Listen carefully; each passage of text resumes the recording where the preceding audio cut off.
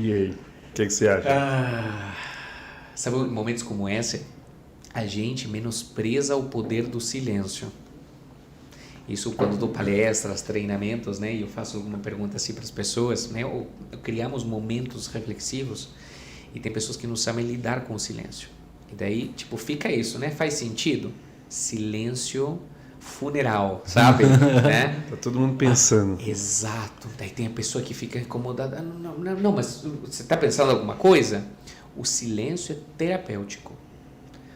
Está acontecendo milhares de coisas. Você tem que dar tempo ao silêncio. Então, aprender a lidar com o silêncio do outro não significa que não esteja acontecendo. Está acontecendo lá.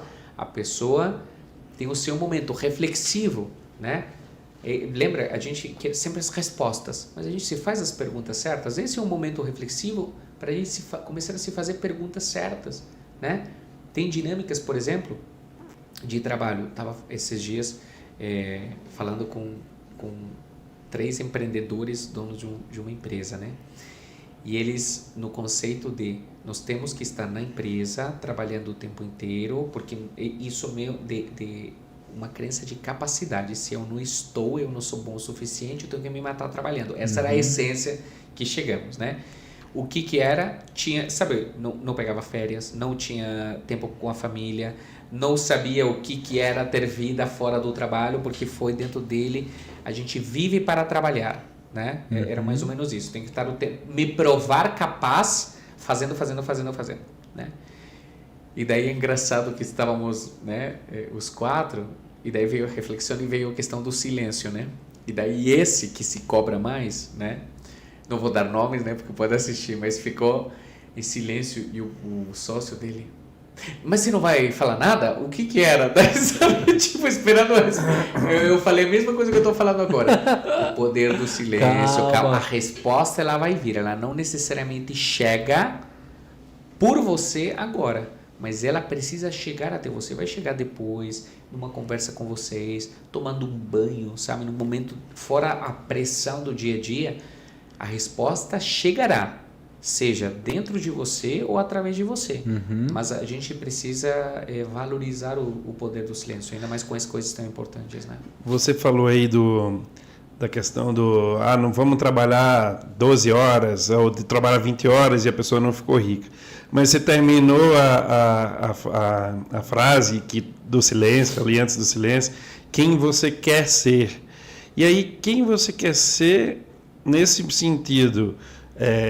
Você quer ser alguém bem-sucedido porque você está vendo uma pessoa, eu quero ser o Thiago Negro, ou ou vamos usar o ser e estar na palavra em inglês, que é uma palavra só, né?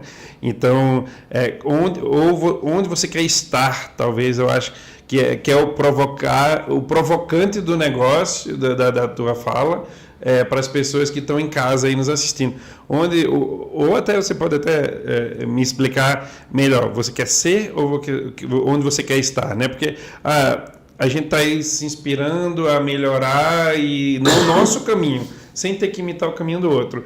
Mas aí você, quem que você quer ser? Não, eu não quero ser o outro, eu quero estar melhor, talvez usando aquela pessoa como guia. Até por isso que a gente lê tanto livro de histórias de pessoas, para a gente se espelhar um pouco, né? Então, aquela questão de para onde você quer evoluir e qual que é o teu objetivo. Acho que o principal disso, como a gente estava conversando antes ali, você precisa ter um Porsche? Não, mas gostaria de ter um Porsche. E aí, traça o teu objetivo e vai, né? Mais ou menos isso. Eu vou dar uma resposta que as pessoas não gostam. Depende. Né? Lembrando, as pessoas querem respostas. É igual depende. Talvez. Talvez. Porque depende, né?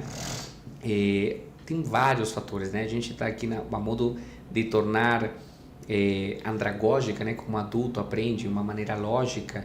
Estamos limitando as falas para que façam sentido para as pessoas, né? Então, é muito mais complexo do que a forma simplista como a gente está compartilhando aqui, né? Porque depende, né? Uma percepção pessoal. Eu quero ser ou estar, o que vem primeiro? É como o ovo ou a galinha, o que vem primeiro? Eu, pessoalmente, acredito que um potencializa o outro, né? Independente de qual caminho você comece. Eu quero estar. Então, hoje você quer ter, possuir, se tornar uma pessoa X. Começa por lá. Lá, você vai descobrir, é isso mesmo que você queria? Você vai para o ser. Eventualmente, você começa pelo caminho do ser. O que eu realmente quero? E, consequentemente, vai te levar no quem você quer estar, né? Onde você quer estar. Então, não vejo como uma coisa como a outra. As grandes motivações, né? E aí trazendo os próprios setênios, a própria evolução das pessoas. Esse tipo de perguntas mais reflexivas, elas acontecem no momento de vida que normalmente acontece na época dos 40 para cima, né? Que é aquele momento onde você já criou uma história, você não está no começo de nada, você já iniciou algumas coisas, então já leva um tempo no mercado de trabalho, já passou por alguns relacionamentos, então você já teve experiências do que deu certo, do que não deu certo, você chega com uma bagagem emocional de experiência para começar a se questionar o ser. Antes disso, no início, por exemplo, acabei de fazer um curso, numa formação, primeiro emprego, você não tem muita referência, não tem experiência de vida. Eu quero o que aquele quer. Eu quero ter aquele... Percebe? Como se isso fosse o seu ser. Só que veja, essa pessoa com 20 e poucos, 30 e poucos anos, ela vai construindo aquilo e vai chegar nesse período, normalmente, né? Não necessariamente, mas normalmente, onde a pessoa vai começar a se questionar. Vale a pena? Era como eu com o Lau, há 10 anos atrás, né? A gente comprou uma casa de 400 metros quadrados para 2 pessoas, porque a gente imaginava o custo daquilo, a gente vivia para manter, chegou cada um com um carro, a gente, sabe, com uma vida onde a gente literalmente ganhava para manter, né? Mas vamos uma férias, não dá. A gente chegou, meu Deus, a gente está numa estrutura que não é a nossa, não é aquilo que a gente quer, não está nos trazendo o que a gente acreditou que iria nos trazer, e a gente decidiu fazer. E aí começa o processo de ressignificar o que é sucesso, do minimalismo, de começar a cuidar do dinheiro, né? Brinquei com o dinheiro lá que aparece R$1 de... Não é mão de vaca, né? No sentido assim, quanto mais eu cuido do meu dinheiro, mais ele cuida de mim. Uhum. Então, sim, é R$1 que se eu juntar tudo dá R$30. Tem que cuidar do seu dinheiro, valorizar o dinheiro, né? Quanto mais eu cuido, então assim, hoje eu cuido com essas experiências, né? Se eu quero investir em algo, não é para ter, por exemplo, hoje eu não tenho carro, meu conceito de sucesso é fazer tudo a pé.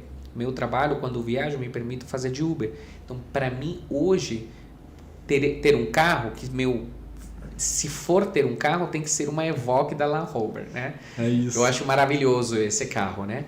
Mas mais por uma questão prazerosa de poder viajar, mas não para mostrar a alguém, né? Uhum. Mas seria, olha, agora eu vou colocar este carro, vai ficar o dia inteiro parado, né, no estacionamento, né? Agora tá tendo tranquilo, não vou... né? Porque é uma questão da praticidade. Mas essas reflexões, Gus, e isso que eu acho fantástico, né? Não existe um certo ou errado, sabe? Cada um vai se descobrindo... tem esse conceito, né, que às vezes soa meio místico, né? A iluminação, né? Ganhar consciência de uma pessoa, a gente utiliza na psicanálise essa abordagem. Mas a iluminação quanto mais consciente você vai ficando de você, quanto mais nome você dá a quem você é, aos seus pontos fortes, aquilo que você não é tão bom, a sua história, você está dando luz a você como um todo. Essa consciência de quem você é e entendendo que o que você faz é reflexo de várias histórias, você começa a decidir, né? Esse processo independe da idade, mas o que eu chego cada vez mais na conclusão, essas perguntas se fazem cada vez mais quando a iminência da morte está acontecendo, né? E isso, por exemplo, tem relatos de pessoas, por exemplo, nos estágios terminais, né? 20 e poucos anos, um ano de vida, e pergunta: o que você faria da vida, né? Tem uma médica, se não me engano, ela é oncologista, e ela tem um TED, vale muito a pena. O título é A Morte é um Dia que Vale a Pena Ser Vivido. Ela entra quando ela, para dar, não é um conceito, não é cuidados paliativos, é morte de qualidade, né? É suporte à morte, né? Não é suporte à vida. Não é suporte à vida. Ela trouxe um conceito de suporte à morte. E ela entra especificamente, né, no programa multidisciplinar de profissionais quando a pessoa já tem determinado 3 meses de vida. Então ela acompanha os últimos 3 meses de vida da pessoa. Vale muito a pena. Nossa, deve ser chocante, Meu Deus, não. Ela esteve no Congresso de Felicidade do ano passado aqui em Curitiba, que aliás vai ter agora final de novembro de 2023, gente. Muito legal. E ela fala sobre, ela traz isso, né? A gente espera que no decorrer normal da vida você vai morrer com 80 anos, né? Então essas perguntas aconteceriam com 40, 50, 60. Por que acontecer lá, né? Se num perigo de morte você começa o arrependimento, né? Eu poderia ter feito, sabe? A gente faz essas perguntas. Por que a gente esperar esses momentos? Por que a gente não pode começar a se questionar agora, a partir de agora, independente se você está com 20, com 40, com 60? Porque a partir de agora você não começa a se fazer esse tipo de questionamentos, né? A estar perto de ambientes onde te proporciona esse tipo de reflexões, né? Então até qualificar o ambiente onde você está, as pessoas com as quais você convive, estão em qual estágio, né, de vida, né? Perfeito. Às vezes você vê, e veja, não tem a ver com, a gente está falando de sucesso num dos conceitos de sucesso que é a materialização, né? Então ter coisas. Tem pessoas riquíssimas, onde dinheiro nunca mais será problema na vida delas, nem das sucessões seguintes. Com uma mentalidade, um nível de consciência, né, fantástico, né? Tem outras pessoas que são simples, que têm um nível de consciência fantástico, porque veja, a gente tem um conceito errado sobre a percepção de riquezas, né? Aqui, uma vez eu vi um documentário que falava assim, o Ocidente tem uma visão de quanto mais material, menos espiritual. E no Oriente, quanto mais espiritual, menos material. E a pessoa falava, é um erro. Tem que ver, uma coisa flui com a outra. Ser desprendido materialmente não torna você mais espiritual do que uma pessoa que tem poses o dinheiro mais do que outra. Não é isso, né? Então, a gente precisa ter esse autoconhecimento de saber dosar, né? O que é muito para uns, o que é muito, o que é sucesso para uns, o que é sucesso tem a ver com essas crenças de identidade que eu comentei, né? Quando a pessoa sai de um emprego, ela não é mais o gerente, mas você nunca foi, você estava gerente, o cargo não é seu, né? Agora, então, tiro a crença da identidade, né? A sua identidade tem a ver com as suas capacidades. Qual é a transformação que você gera no seu trabalho? Quando eu tiver claro isso, como tornar isso um negócio? Porque a gente não sabe fazer os nossos negócios. Uma pessoa que está saindo, por exemplo, está com 50, 60 anos, você trabalhou, não está se posicionando no mercado de trabalho, você já pensou que você pode tornar a sua expertise um negócio? Você pode agora ir no Sebrae da sua cidade e lá ligar ou ir no Sebrae que eles vão te mostrar. Vou orientar como é que faz. Eles são organizações, primeiro, sem fins lucrativos, uma organização que quer muito ajudar você nos micro e pequenos empreendedores e vai te ajudar passo a passo. Olha, quais são o seu know-how? O que você fazia todos esses anos? As pessoas acham que a única via de trabalho é ser empregado de alguém. Não necessariamente. Pergunta certa seria, como posso tornar esse meu momento numa oportunidade? Sempre vai querer gente, sempre vai precisar de gente querendo os seus serviços. Né? Então você pode, e aí você transforma uma necessidade numa oportunidade. Aí você começa, essa nova fase da minha vida com 50, 60 anos, com 40, seja a idade que for, eu começo um novo capítulo, literalmente, de vida. O que eu aprendi daqui, o que eu quero continuar fazendo e como ganhar dinheiro suficiente de trazer liberdade. A gente vê cases de empreendedores de sucesso que começaram com 50 anos, com 60 anos, sabe? Então, é sobre se fazer perguntas certas, estar em ambientes que te ajudem a ver oportunidades, estar com pessoas que te ajudem a te fazer perguntas certas. A pergunta certa que abre um caminho, que mostra uma oportunidade. Quando as pessoas dizem não vai dar certo, é isso mesmo, tá tudo uma merda. Tá? Quando as pessoas falam ambiente fúnebre para você, é as limitações delas. Elas estão projetando o que não deu certo para elas. Ah, mas ela foi lá falar com o mesmo lugar da mesma forma, mas era ela, não era você. Você foi lá e que experiência você teve?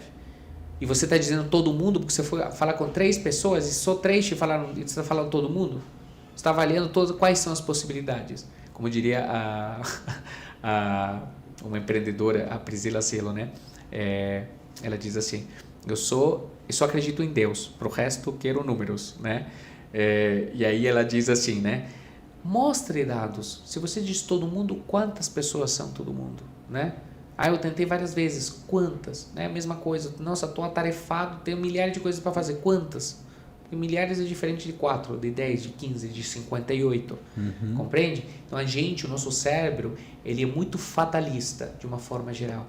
E essa visão fatalista de que não vai dar certo, de que é ruim, de que é difícil, é criado pelas nossas crenças, pela nossa mentalidade, pela nossa história, por aquilo que a gente vem falando.